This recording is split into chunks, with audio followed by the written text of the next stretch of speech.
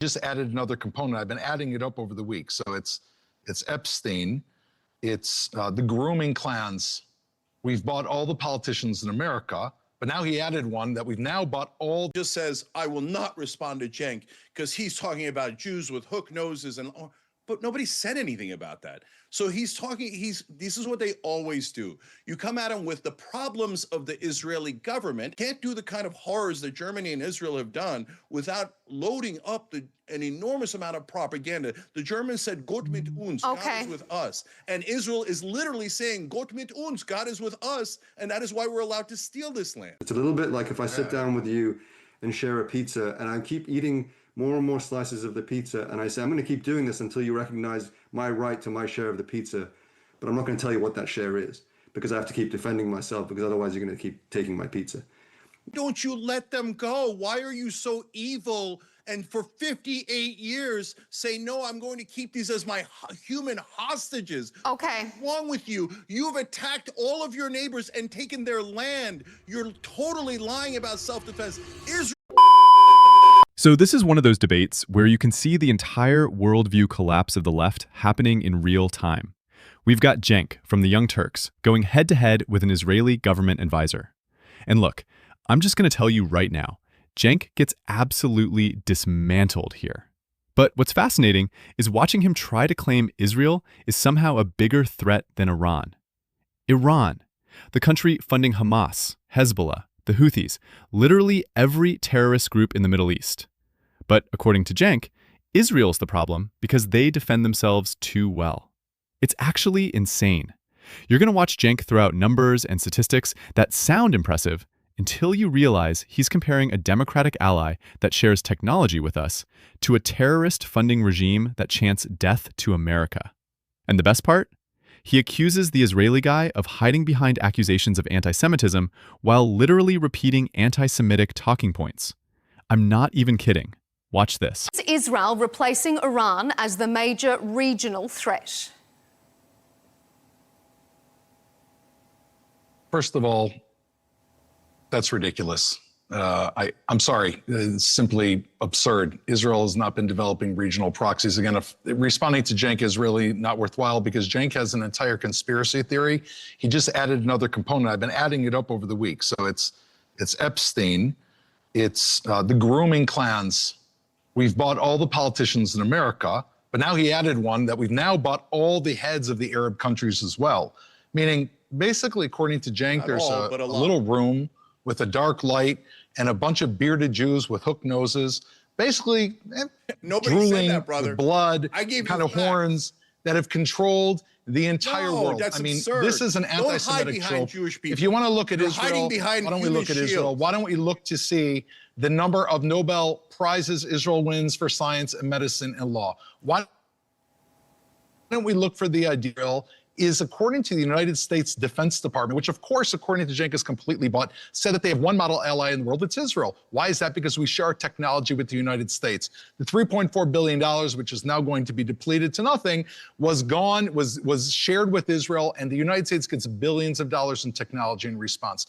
Israel is a country that produces literature. Israel's a country that teaches freedom. Israel's a country that if you walk into our universities, what you see in our universities is a number of Arab students that far outweighs their numbers in Israel. It's a fact. Our medical schools and our law schools are full of Israeli Arabs. So the idea that Israel's replacing Iran is absurd. I do want to say one thing, though. Israel is indigenous to the Middle East. There's no question. Israel's indigenous. My DNA, even Ashkenazi Jews that look like me, 50% of our DNA goes back to Israel. We are indigenous. And yes, we trace our roots back to God's command to Abraham, Isaac, and Jacob, to the Bible. We lived in this land for 1,800 years before being exiled by the Romans. In fact, Jews have always lived in this land, and therefore we're indigenous. Now, I just want to make a point that in 1947, the United Nations reduced our territory and excluded the land of our little portion of Israel, which, keep in mind, was 0.5% of the whole Middle East, excluded Judea, meaning the whole area of Jerusalem, Hebron. And guess what we said? We agreed. We agreed to even give up on our biblical heritage. Now, maybe thankfully our enemies didn't agree. They attacked us in 1948 with Cenk says that we went out and attacked everybody. Read your history. 1967, Egypt closed the Straits of Tiran. We were attacked and we responded.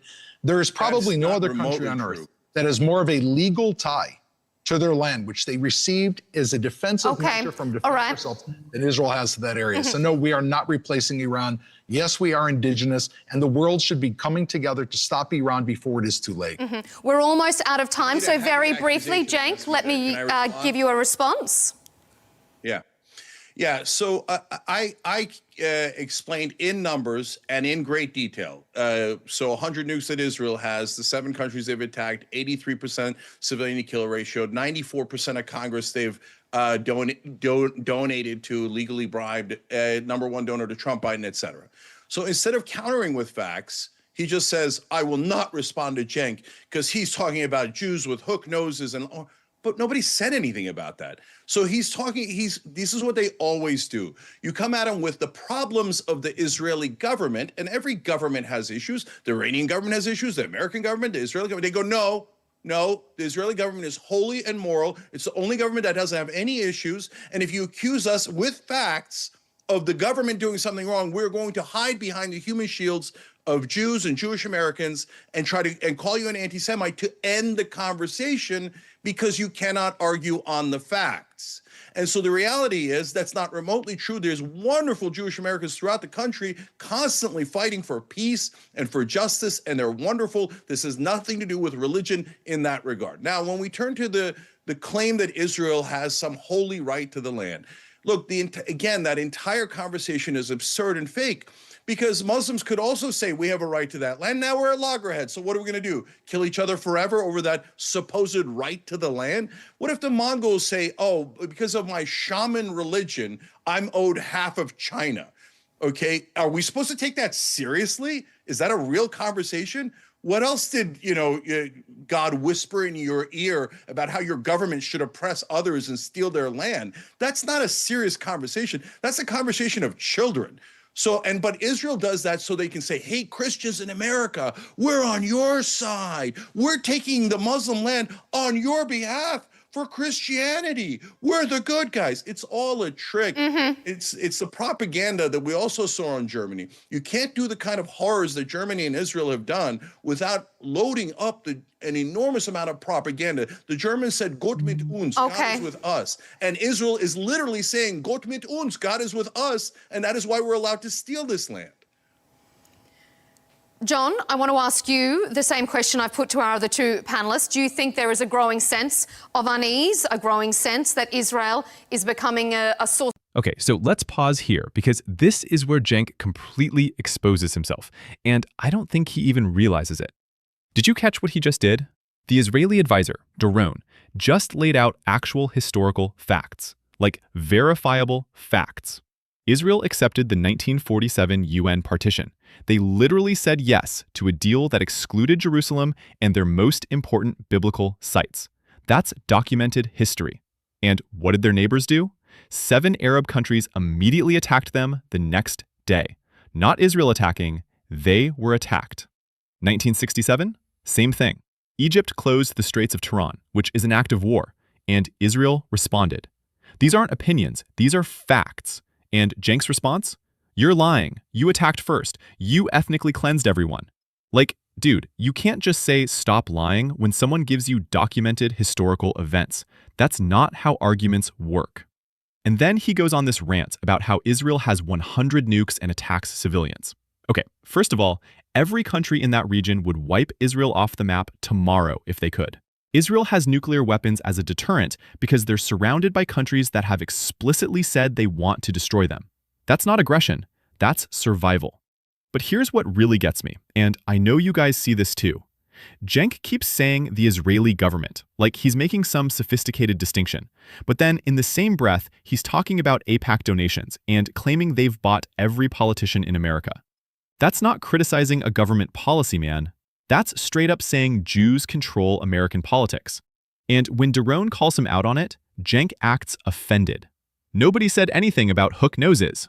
Yeah, you didn't have to say it explicitly. You just described the exact same conspiracy theory in modern language. And I love how Cenk throws out 83% civilian casualty ratio, like that proves something. You know what that actually proves?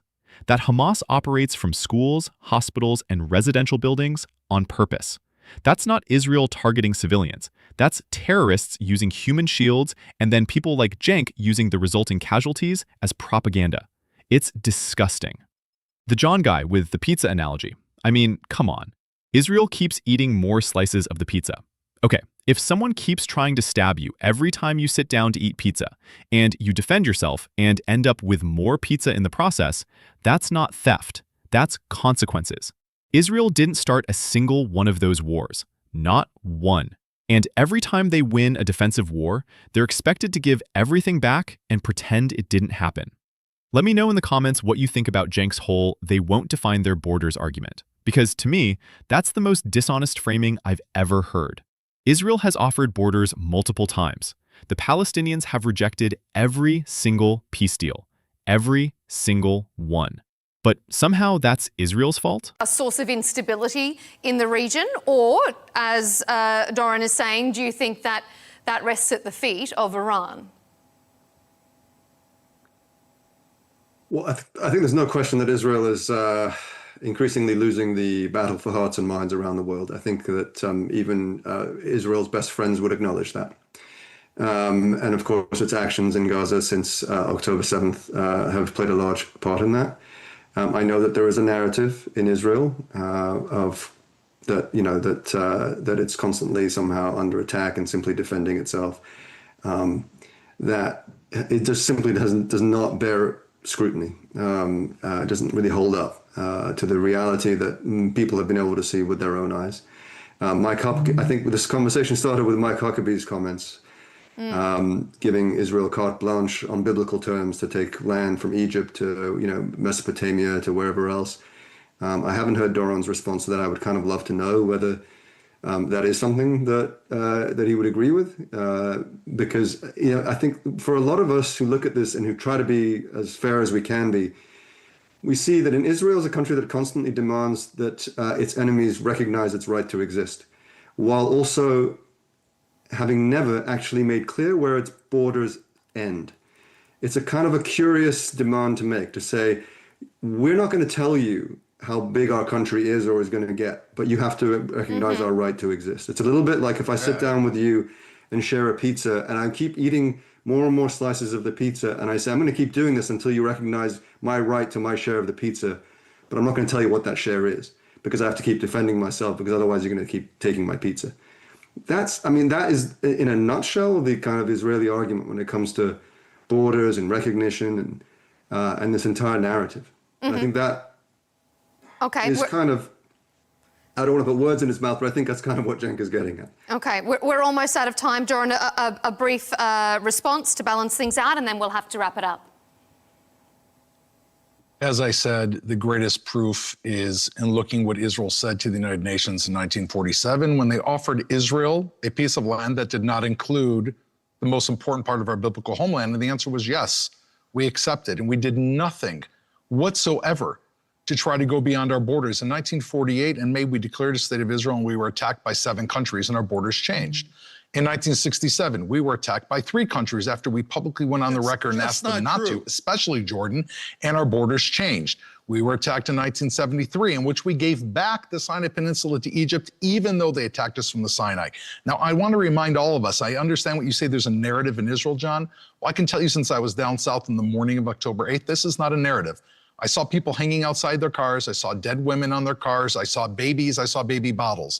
I saw blood streaming everywhere. I sat inside my bunker as 8,000 rockets came from Hezbollah. I sat inside my bunker when rockets came from Iran. I have had friends that have been blown up in the streets, and have friends that have gone on to try to defend Israel. Israel, we have established borders. The problem is, the reason why they're never fully defined is because our enemies do not respect our borders. What we keep saying is, respect our state to exist. Stop trying to attack us. We want to live peacefully in our own land. And I don't know if you can find a single other country that you can get to say right now, I disavow that I will ever carry out an aggressive attack on Israel. Egypt won't say it, Jordan won't say it, and Iran certainly won't say it.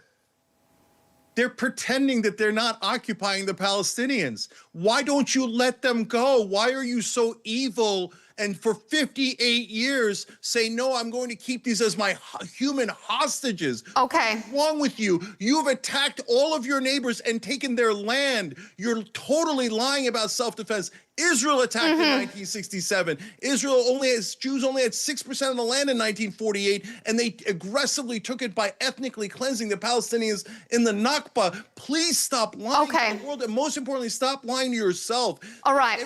Almost every cabinet minister, including Benjamin Netanyahu, has said that they believe in greater Israel, which is almost the entire Middle East, and we see them doing it with our own eyes, and this brother won't even define his borders. Okay, thank you, Cenk. We're out of time. The 1967 borders, everybody would be thrilled. As safe and independent Israel. Then why were we attacked when we had the 1967 borders? But they won't do it. Okay, we don't have time. We don't have time to launch into a new debate about borders and about October 7. Unfortunately, we need. All right, so let's wrap this up because I think the verdict here is pretty clear. Doron absolutely destroyed both Cenk and John in this debate, and it wasn't even close. And you know what the most telling part was? At the end, when Cenk is literally yelling over everyone, he says if we just had the 1967 borders, everyone would be happy. And Doron immediately responds, then why were we attacked when we had those borders? And Cenk has no answer. Because there is no answer. The answer is that it was never about borders. It's about the existence of a Jewish state in the Middle East. Period. Here's the thing that drives me crazy about these conversations. Cenk and people like him want to pretend this is some complex geopolitical issue where both sides have valid points and we just need to find the middle ground. But there is no middle ground between Israel has a right to exist and Israel should be wiped off the map. Those aren't two positions you can compromise between. And every single one of Israel's neighbors, not some of them, all of them, either currently want Israel destroyed or have wanted that in the past until Israel forcibly changed their minds. Iran is funding Hezbollah, Hamas, the Houthis, and every other terrorist proxy in the region. They chant death to America and death to Israel in their parliament. They're actively developing nuclear weapons. They've attacked commercial shipping. They've attacked Saudi oil facilities. They're the largest state sponsor of terrorism on planet Earth. But according to Cenk, Israel's the problem because they defend themselves effectively and have a strong alliance with America. And look, I get it. Cenk's grift is obvious. He's playing to his audience. His audience hates Israel, they hate America, they hate the West, so he's gonna give them what they want. There's nothing wrong with that from a business perspective, it's just he's so disingenuous about it. He frames it as criticizing a government while repeating every anti-Semitic conspiracy theory in the book. He accuses Israel of buying politicians while ignoring that Qatar, the country that funds Hamas, literally owns Al Jazeera and funds half the universities in America. The hypocrisy is just staggering. Doron came with facts, with history, with context. Cenk came with talking points and emotional manipulation. And John's pizza analogy was honestly embarrassing. Like, I cannot believe he thought that was a good comparison. Israel didn't ask for any of these wars. They accepted every partition plan offered to them. They've made peace with Egypt and Jordan. They literally unilaterally withdrew from Gaza in 2005 and dismantled every settlement. And what did they get? October 7th. So to answer Pierre's original question, is Israel becoming a source of instability? No. Iran is the source of instability. They always have been. And the fact that we're even having this debate shows how effective the propaganda has been. Israel is a tiny country defending itself against an entire region that wants it gone. And somehow they're the bad guys because they're good at defending themselves. It's absolutely insane. Drop your thoughts in the comments. Let me know if you think Cenk actually believes what he's saying or if this is pure audience capture. And if you're not already subscribed to MB, hit that subscribe button because we break down these debates and cut through the BS that the mainstream media won't touch. Stay sharp. I'll see you in the next one.